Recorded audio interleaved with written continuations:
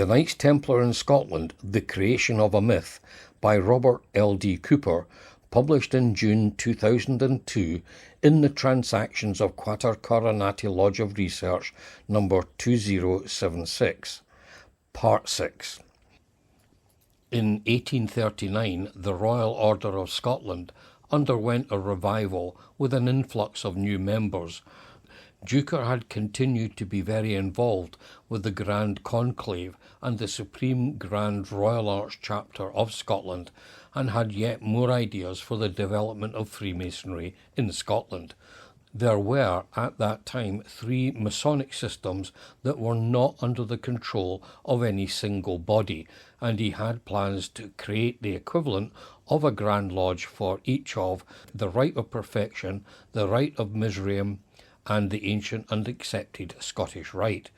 However, he was overburdened by his existing duties and sought the assistance of George A. Walker Arnott of Arley, born 1799, died 1868, and requested that he form a Grand Council of Rites to control these 3 systems within Scotland.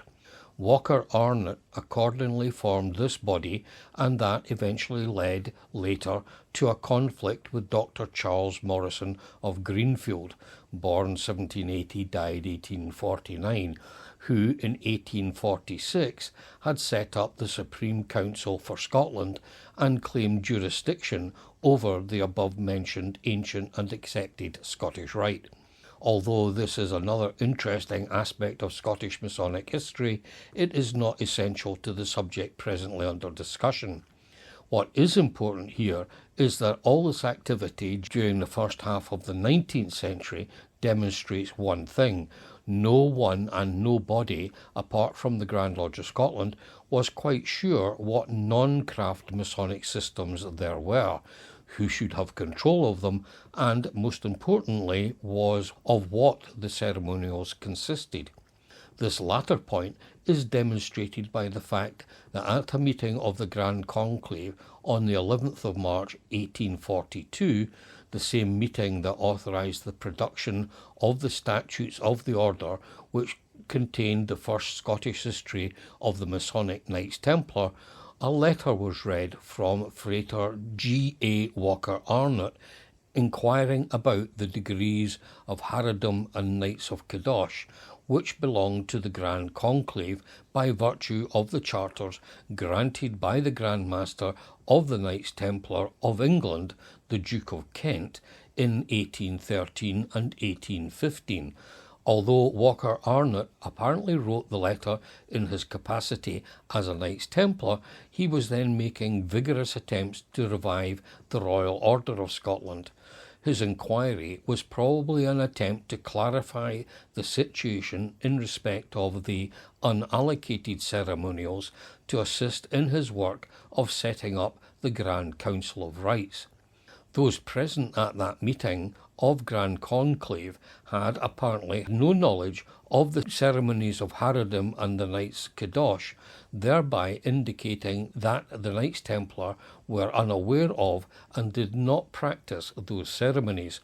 The Grand Secretary, 1842 to 1856, of the Grand Conclave was John Linnan Woodman, born 1811 and died 1856, who wrote to the Grand Conclave of England seeking clarification regarding the degrees of Harridom and Knights Kadosh included in their charter.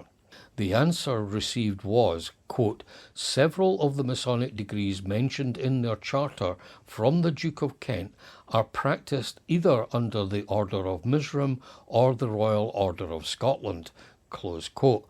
This is a significant revelation.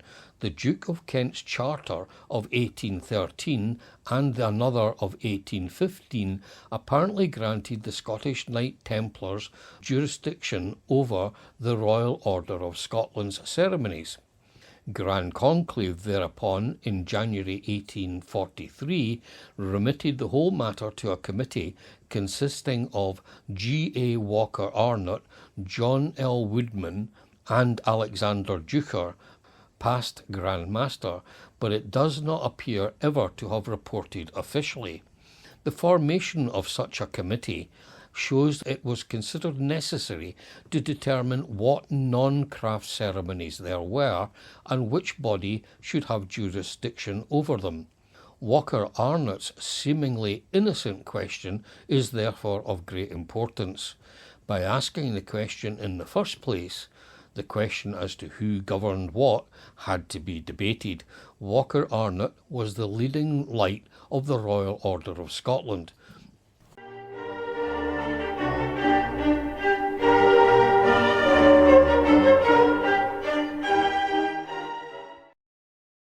This podcast is for educational purposes and perhaps entertainment.